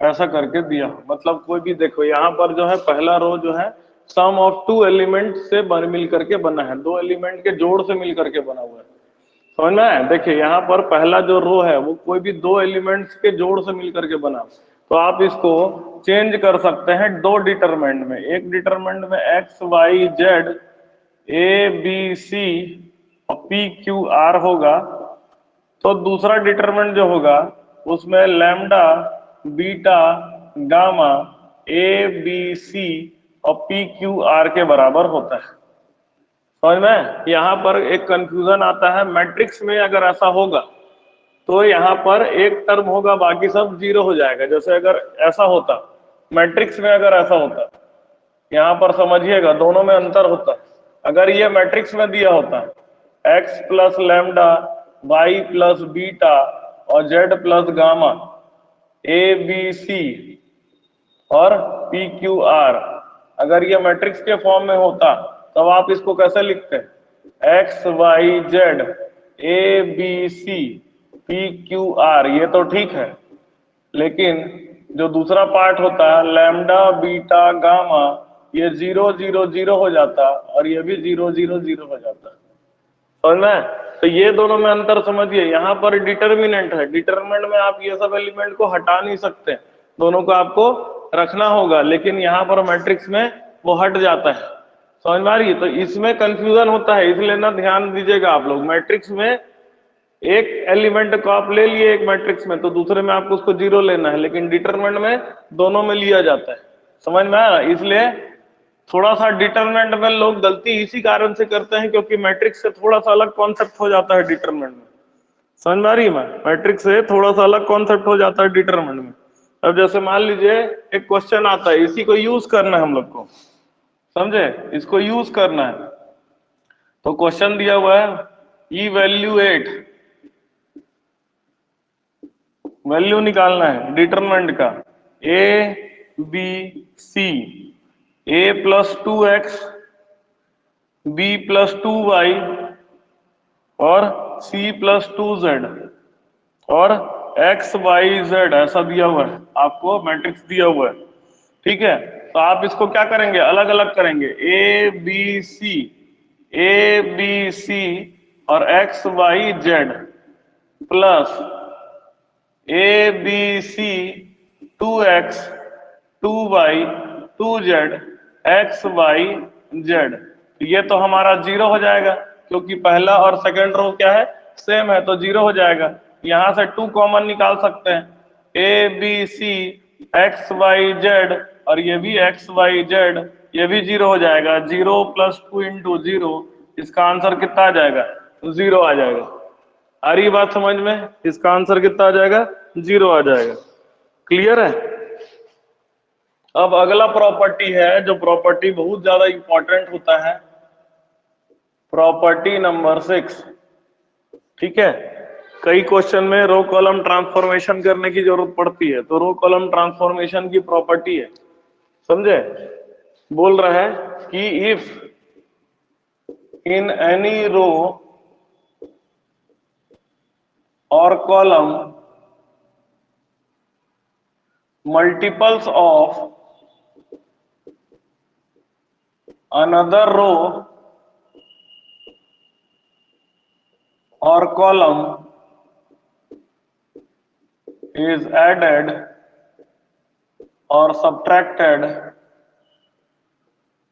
then the determinant remains unchanged. Determinant की वैल्यू चेंज नहीं होती, समझते हैं बात को एक एग्जांपल लेकर के, ठीक है, रो कॉलम ट्रांसफॉर्मेशन वाला ये केस है। ठीक है, मान लीजिए एक मैट्रिक्स दिया हुआ है 2 3 4 6, समझे? 2 3 4 6 एक डिटरमिनेंट दिया हुआ है। आपको क्या करना है, डिटरमिनेंट की वैल्यू निकालना है। तो 2 इंटू 6 माइनस 4 इंटू 3 कितना आ जाएगा, 12 माइनस 12, आंसर कितना आ जाएगा, 0। इसका आंसर कितना आ जाएगा, 0। अब आप क्या करेंगे, 2 3 पहले रो को तो वैसे ही रखे, दूसरे रो को 2 से मल्टीप्लाई करके ऐड कर देना है, समझे? तो पहले रो को 2 से मल्टीप्लाई करना है और दूसरे रो से ऐड कर देना है। R2 को बना रहे हैं आप R1 multiply R2 plus R1 multiply by 2। R1 को पहले 2 से मल्टीप्लाई करेंगे और R2 से ऐड कर देंगे। तो क्या करें, क्या हो जाएगा, 4 प्लस 2 इंटू 2 और 6 प्लस 3 इंटू 2। इसको सॉल्व करेंगे तो ये बन जाएगा 2 3, ये हो जाएगा 4 प्लस 4 और ये हो जाएगा 6 प्लस 6। इसका आंसर आ जाएगा 2 3, 4 प्लस 4 8, 6 प्लस 6 12। अब इसको सॉल्व कर देंगे, 12 2 जा 24, 8 3 जा 24, आंसर कितना आया, 0। मतलब आप क्या कर दिए, दूसरे रो के मल्टीपल से आपने क्या कर दिया, कुछ ऐड कर दिया पहले सेकंड रो में, तो उसका डिटरमिनेंट की वैल्यू क्या है, डिटरमिनेंट की वैल्यू चेंज नहीं हुई है। समझ में? मतलब आप क्या करते हैं कि किसी भी दूसरे रो या किसी भी दूसरे कॉलम को कुछ मल्टीप्लाई करके सामने वाले पहले वाले रो से ऐड या सब्ट्रैक्ट करते हैं, तो उसकी वैल्यू क्या हो जाती है, उसकी डिटरमिनेंट की वैल्यू चेंज नहीं होती है। रो कॉलम ट्रांसफॉर्मेशन करने से डिटरमिनेंट की वैल्यू चेंज नहीं होती है। चलिए इसको फटाफट नोट करिए।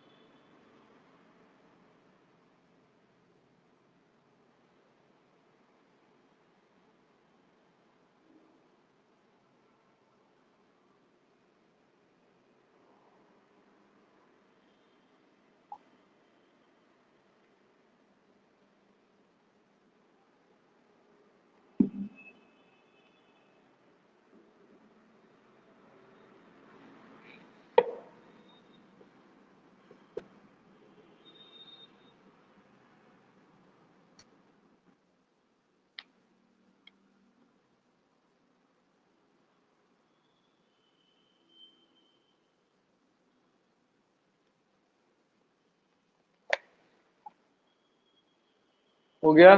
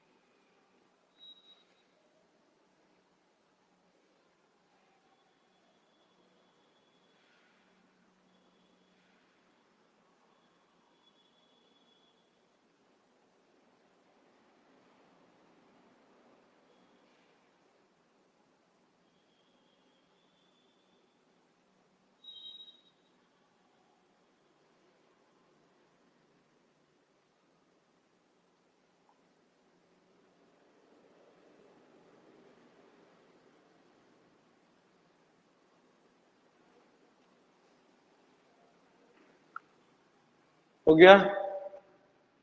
चलिए अब हम लोग ये रो कॉलम ट्रांसफॉर्मेशन के बारे में समझ गए हैं, लेकिन ये रो कॉलम ट्रांसफॉर्मेशन को आपको यूज कैसे करना है इसका मैं आपको एक टेक्निक सिखाता हूं, जिसमें आपको 100% रिजल्ट आपको मिलेगा ही मिलेगा, 100% आपको रिजल्ट मिलेगा। ठीक है, तो समझिएगा बात को।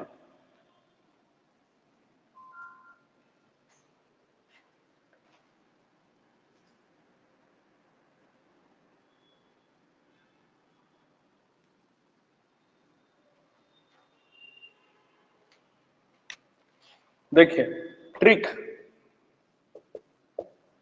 To use row column transformation.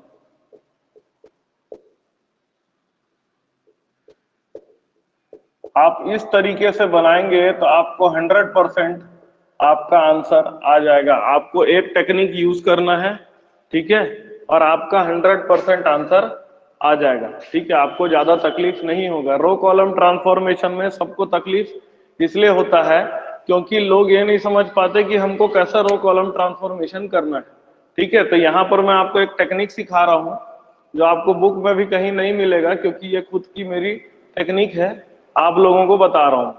ठीक है, कैसे करना है, इसका ट्रिक क्या होता है। सबसे पहले जैसे मान लीजिए आपको एलिमेंट्स दिए होंगे, ठीक है, तो एलिमेंट्स दिए होंगे तो सबसे पहले आप लोग क्या ध्यान रखिएगा कि always try to make determinant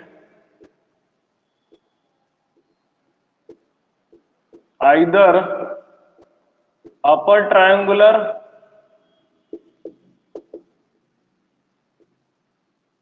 और लोअर ट्रायंगुलर।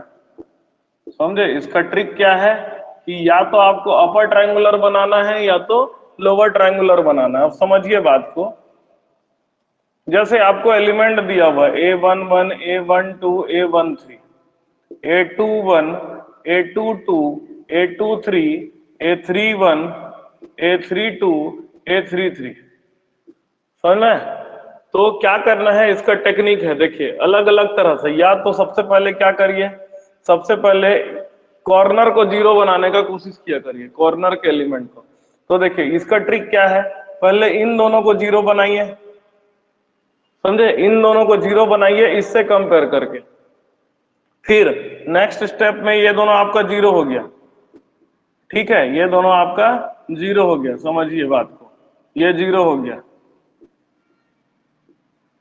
फिर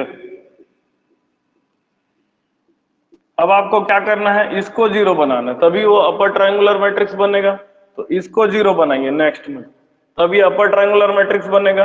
तो अब ये बन जाएगा आपका upper triangular matrix, upper triangular determinant बनेगा, डिटरमिनेंट बन जाएगा। ये सारे डिटरमिनेंट है, सारे के सारे डिटरमिनेंट है। ये बन गया जीरो, A22, A23 और जीरो और जीरो, A33। अब आपका डिटरमिनेंट डायरेक्ट निकल जाएगा। जब मैं बताया था आपको अपर ट्रायंगुलर मैट्रिक्स के लोअर ट्रायंगुलर मैट्रिक्स का डायगोनल एलिमेंट को मल्टीप्लाई कर दीजिए, तो ये बन जाएगा A11, A22, A333 के बराबर आ जाएगा। ठीक है, याद रखिए कि ये हर स्टेप में A11, A12 ये सब चीजें बदल रही हैं, तो यहीं से आप इसको मल्टीप्लाई करके आंसर नहीं निकाल सकते। ठीक है, जैसे मैं एक एग्जाम्पल बताता हूँ, ठीक है, डिटरमिनेंट निकालने का तरीका बताता हूँ। जैसे मान लीजिए एक डिटरमिनेंट दिया हुआ है 2, 3, 1, 4, 7, 9 और 6, 3, 4। ठीक है, 2, 3, 1, 4, 7, 9, 6, 3, 4।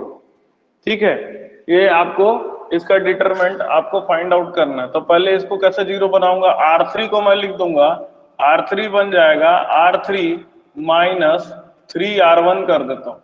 इसको 3 से मल्टीप्लाई करूंगा तो 6 बन जाएगा, ठीक, और 6 बन जाएगा तो इसको जीरो माइनस करूंगा तो जीरो हो जाएगा।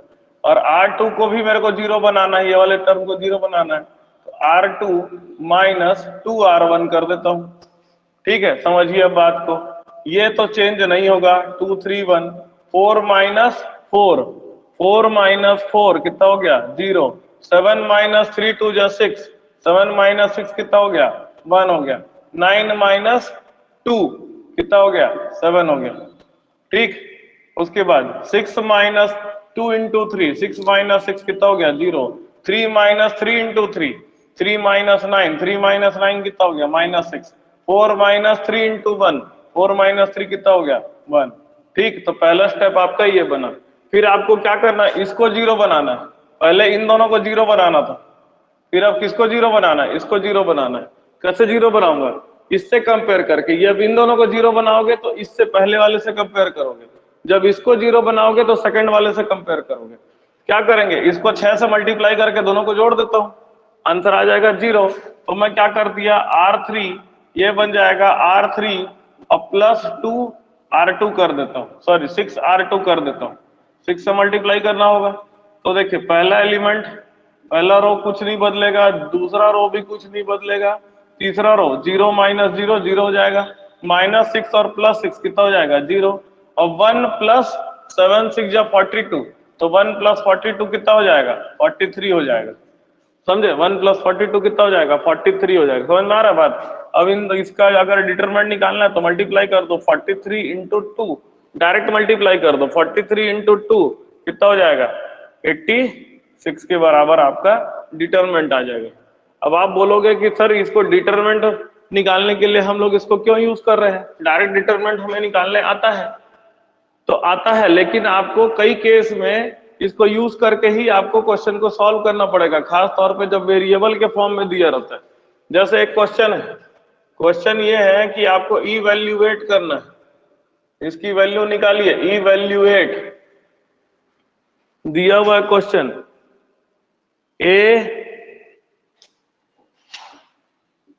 फिर a प्लस बी और उसके बाद a प्लस बी प्लस सी, ठीक, उसके बाद 2a फिर 3a, फिर आपको दिया हुआ है 3a प्लस 2b और 6a प्लस 3b, उसके बाद 4a प्लस 3b और प्लस 2c और 10a प्लस 6b और प्लस 3c, ये आपको दिया हुआ है, इसकी वैल्यू आपको निकालना है।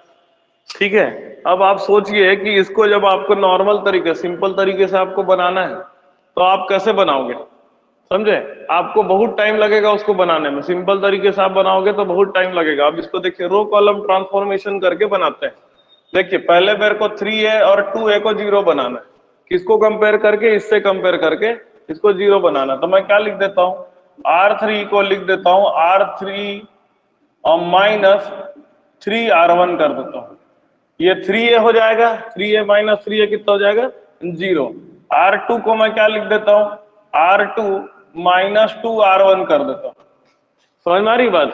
अब देखिए कैसे बनेगा, ये तो सेम रहेगा, a plus b plus c, ये हो जाएगा 2a minus 2a 0, 3a plus 2b, यहां पर अलग से कर रहा हूं, 3a plus 2b minus 2a minus 2b, इसको 2 से मल्टीप्लाई करके माइनस करना है, तो 3a माइनस 2a हो जाएगा a और 2b माइनस 2b कैंसिल हो जाएगा, तो यहाँ खाली क्या बचेगा a।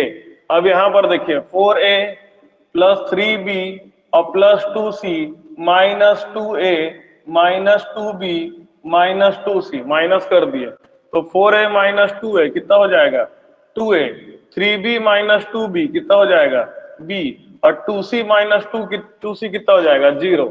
ठीक, अब इसको 3 से मल्टीप्लाई, 3a माइनस 3a कितना हो गया 0।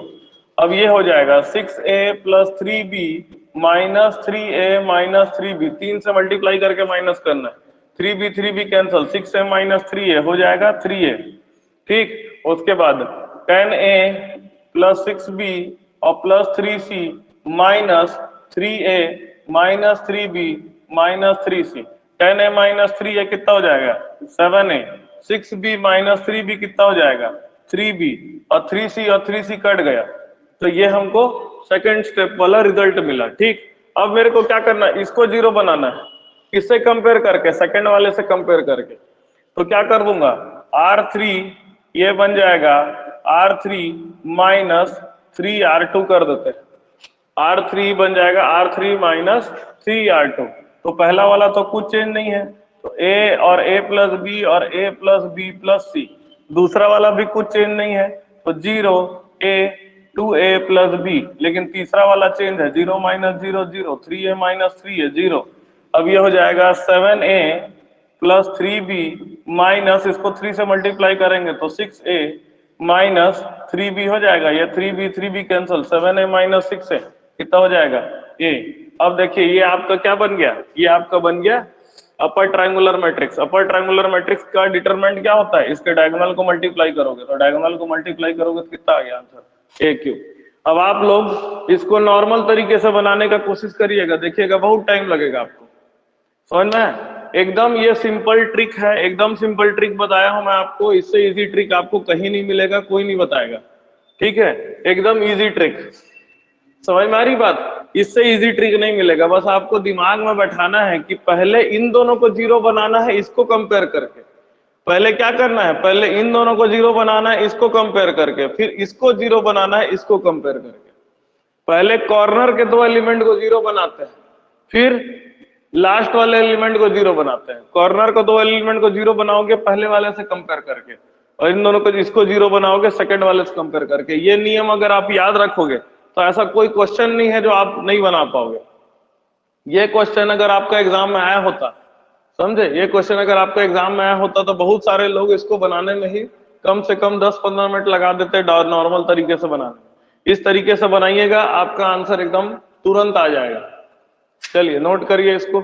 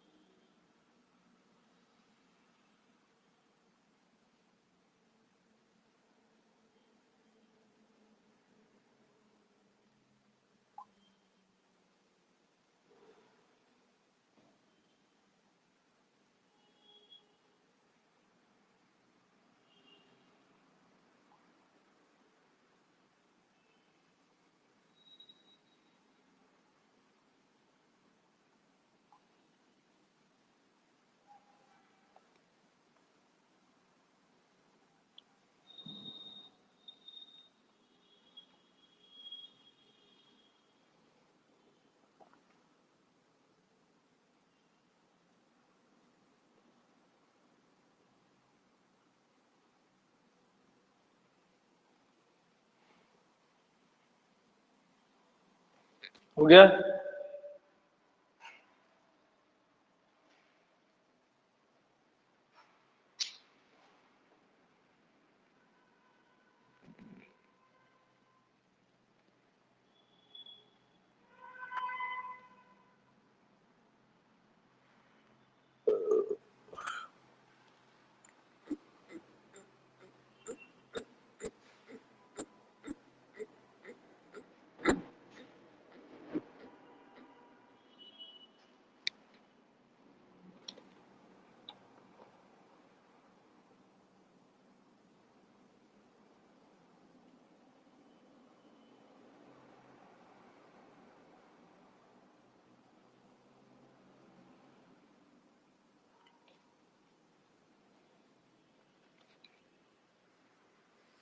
हुआ कि नहीं हुआ?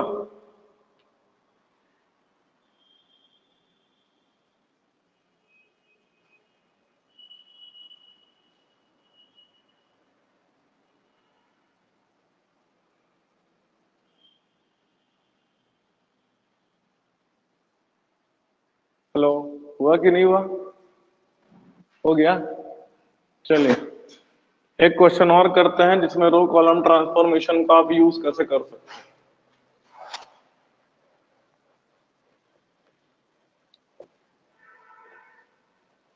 प्रॉपर्टी यूज करना है, रो कॉलम ट्रांसफॉर्मेशन यूज करना है। प्रॉपर्टी को दिमाग में बैठा के रखे रहिए, रो कॉलम ट्रांसफॉर्मेशन को भी दिमाग में बैठा के रखे रहिए। ठीक है, कहीं प्रॉपर्टी काम आएगा तो कहीं रो कॉलम ट्रांसफॉर्मेशन काम आएगा। रो कॉलम ट्रांसफॉर्मेशन भी एक प्रॉपर्टी में ही आता है। जैसे एक क्वेश्चन है,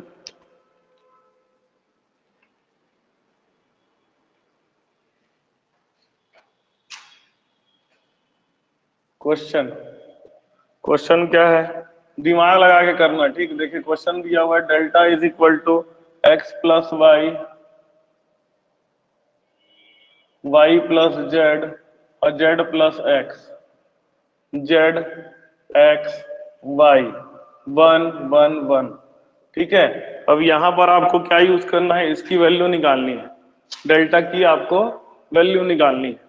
तो देखिए दो टेक्निक है, दोनों टेक्निक आप समझिए। जैसे कभी कभी देखिए क्या है, पहले दिमाग लगाएंगे, R1 और R2 जोड़ देंगे तो x plus y plus z हो जाएगा, ये भी x plus y plus z हो जाएगा, ये भी x plus y plus z हो जाएगा।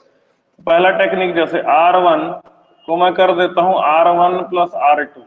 ठीक है, ये दिमाग लगे तो बहुत अच्छी बात है। तो ये हो जाएगा x plus y plus z, ये भी x plus y plus Z और ये भी x plus y plus z, ये जेड एक्स वाई और 1 1 1, इसमें तो कोई चेंज नहीं किया है। तो देखिए ऊपर वाले में से x plus y plus z तीनों में कॉमन निकल रहा है, बन जाएगा 1 1 1 जेड एक्स वाई और 1 1 1, कोई भी दो सेम हो गया, आंसर आ गया 0। तो अगर आपको तुरंत ये दिमाग में आ जाए कि इन दोनों को जोड़ने से दो रो हम 0 बना सकते हैं, तो आप ये तरीके से कर लीजिए।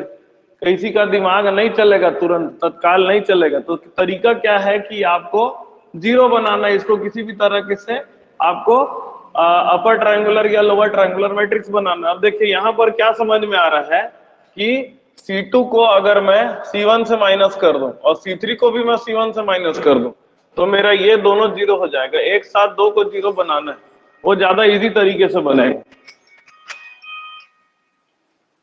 ठीक है, तो हम क्या करते हैं, इसको मैं कर दिया C, यहां लिख दूंगा, दूसरा तरीके से बनाने का कोशिश कर रहा हूं।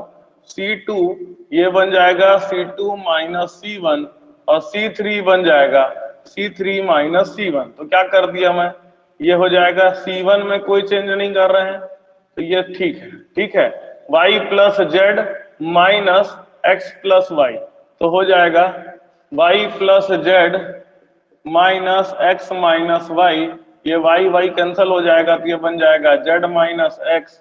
ठीक है, ये हो जाएगा एक्स माइनस जेड और ये बन जाएगा 0। उसके बाद ये हो जाएगा, इसको इन दोनों को C3 minus C1, C3 minus C1 कर रहा हूं तो z plus x minus x minus y, ये दोनों कैंसिल हो गया तो जेड माइनस वाई बन जाएगा, ये हो जाएगा y माइनस जेड बन जाएगा और ये हो जाएगा 0। ठीक है, अब क्या कर सकते हैं, अब हम लोग z माइनस एक्स को कॉमन ले सकते हैं।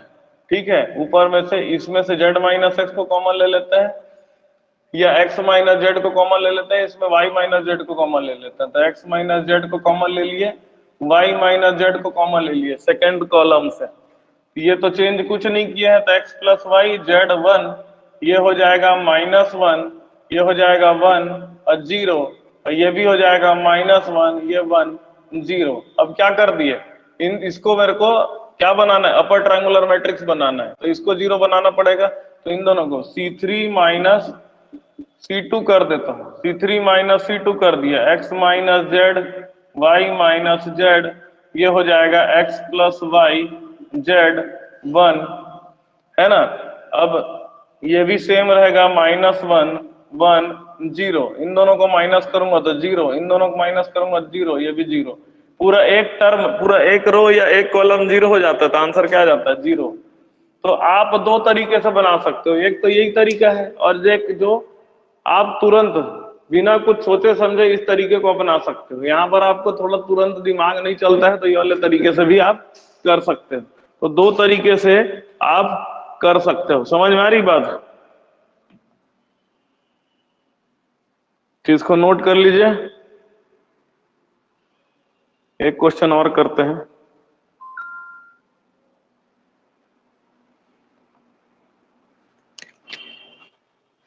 अगला क्वेश्चन देखिए, डेल्टा, इसको इवेल्युएट करना है। Delta is equal to 1 1 1 A B C B C C A और A B. 1 1 1 A B C A B. क्या करते हैं, देखो पहले इन दोनों को 0 बनाते हैं। R2 बन जाएगा R2 माइनस R1, R3 बन जाएगा R3 माइनस R1। 1 को खोज करके करना चाहिए, ठीक है। तो ये हो जाएगा 1 ए बी सी, इन दोनों को माइनस के 0, B minus A, C A minus B सी, और यहाँ पर 0, C minus A B minus B C, ठीक है। अब क्या करते हैं, अब हम लोग का सेकेंड रो में b माइनस ए को कॉमन ले सकते हैं। सेकेंड रो में b माइनस ए को कॉमन ले लिया, थर्ड रो में c माइनस ए को कॉमन ले लिया, तो क्या बचा? 1 A B C. Second row में 0, b माइनस ए को कॉमन ले लिया तो 1, और यहाँ पर देखो, यहाँ पर क्या है? c कॉमन है, a माइनस बी, हम b माइनस ए को कॉमन लिए तो माइनस c आएगा ये, ठीक है। और ये हो जाएगा 0, ये 1, यहाँ पर b कॉमन है, a माइनस सी है, लेकिन हमने c माइनस ए लिया तो माइनस b बाहर आ जाएगा, ठीक। अब क्या कर देते हैं, R2 बन जाए, R3 बन जाएगा R3 माइनस R2 कर देते हैं। R3 बन जाएगा R3 माइनस R2 कर देते हैं। सेम ट्रिक अपना रहे हैं, b minus A C minus ए। अब देखो 1 ए बी सी इसको चेंज नहीं किए हैं, 0 1 माइनस सी इसको भी चेंज नहीं किए हैं, 0 1 माइनस 1 0, और माइनस बी और प्लस सी, तो हो जाएगा सी माइनस बी के बराबर हो जाएगा। तो इसकी वैल्यू हो जाएगा बी माइनस ए, ये डायगोनल मैट्रिक्स बन गया, सी माइनस ए और सी माइनस बी, ये सी माइनस बी इसका डिटरमिनेंट आ जाएगा, ठीक है। इसको सीक्वेंस में चेंज कर दो, इसमें माइनस मल्टीप्लाई कर दो, तो ए माइनस बी बन गया। इसमें कुछ नहीं कर रहे हैं तो सी माइनस ए, और इसमें भी माइनस मल्टीप्लाई कर दिए तो बी माइनस सी, तो बन गया ए माइनस बी माइनस सी और सी माइनस ए। आया समझ में? अब जो आप लोगों के एग्जाम में आया है क्वेश्चन 2016 में, उसमें उसको बनाने के लिए डिटर्मिनेंट प्लस साथ साथ ट्रिग्नोमेट्री का कॉन्सेप्ट भी है, जीपी का भी कॉन्सेप्ट है, समझे? 2-3 कॉन्सेप्ट लेकर के बनाया है उसने, ठीक है। तो आपको पहले ये दिमाग में रखना पड़ेगा, फिर हम लोग एपी जीपी वगैरह करके फिर उस क्वेश्चन को बना सकते हैं, ठीक है। तो इसको नोट कर लीजिए, अगर आपको एपी जीपी का कॉन्सेप्ट पता है तो आप उसको बना लोगे आराम से, बहुत कठिन नहीं है।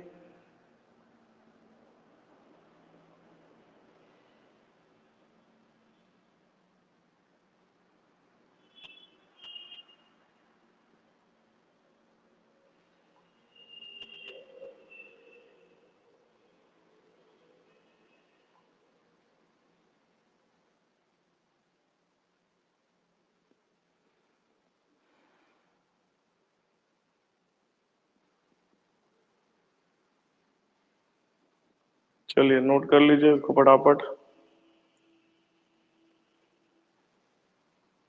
फिर आज की क्लास को खत्म करेंगे।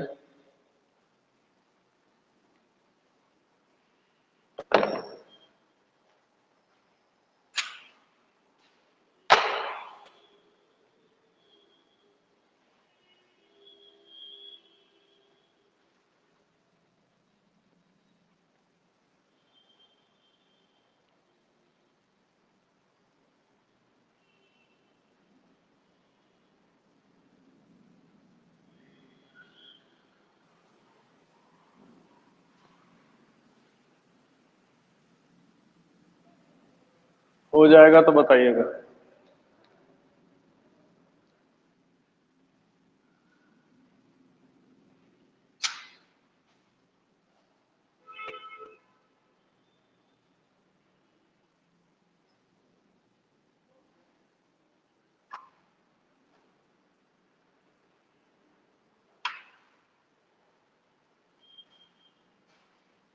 ठीक है, थैंक यू। आप लोग जो है डेमो क्लास तो देख लिए हैं, तो आप लोग से एक बात बोलना चाहूंगा, कई सारे लोग भी हैं जिन लोग आप लोगों को क्लासेस प्रोवाइड कर रहे हैं, तो आप लोग समझिए कि आपको बहुत डीप स्टडी करना होगा, समझे, प्रिंसिपल की पढ़ाई के लिए या किसी के लिए भी पढ़ाई के लिए। तो जहां आप लोग हर जगह का डेमो देखिए, जहां आपको लगे कि वो तरीके से या डीप स्टडी करवा रहे हैं, वहीं पर आप ज्वाइन करिए, ठीक है। कई लोग कर रहे हैं, आप लोग देख करके करिए उसको, यही बोल रहा हूँ मैं, ठीक है। चलिए, थैंक यू, अपना फीडबैक दीजिएगा।